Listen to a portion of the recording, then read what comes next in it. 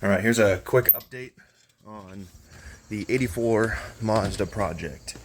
Now comes the time in my project where I realize I gotta go deeper. So I'm sure many of you seen I was getting the engine and transmission put in this truck. I'm having clearance issues with the bell housing. One of my friends suggested pulling the cab, which I had already decided I was going to do, but instead of just pulling the cab, I'm also going to pull the box. Just frame. Make it all easier that way. So we're going to get some stuff picked up around here. We will get the box pulled first and out of the way. We'll get the truck back on dollies, get it turned over here, get the cab above my little homemade crane deal, and we'll pull the cab off. I want to put a better rear end in it, redo the suspension. That way, I was just going to build the truck as is and then just let my wife drive it around for a while and we do more upgrades later. But instead of doing that, we'll just do it all now. Doing it this way, I will be able to put the Chevy Colorado rear end under it, get it all set, everything done. And doing it this way, we'll be able to take the truck out, test it, make sure it's running good. And then if my wife wants to do a burnout or go fast, she'll be able to, because the stock Mazda rear end wouldn't hold up to that. And with everything off the frame, we can go ahead and clean up the frame, paint it. I can put a stronger cross member on the frame since it's going to have the V8.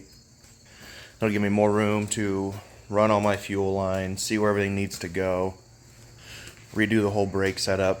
So it's going to be about a day's worth of work to get the frame stripped, but in the long run, it's going to be a much better idea. Because while I'm doing framework like getting the engine set, the cross member for the transmission built, the new rear end put in it with probably ladder bars just to help with axle wrap, while I'm taking care of all of that and the body separate, my wife can start doing body work, getting rid of dents, getting it primed, getting it looking good, and then we'll put it back together. Once it's back together, should be able to fire it up once it's put back together, and then do the final paint job across the whole truck. So, okay, today was a massive success. Me and my wife stayed busy for about 6.5 hours straight. The cab is off the frame.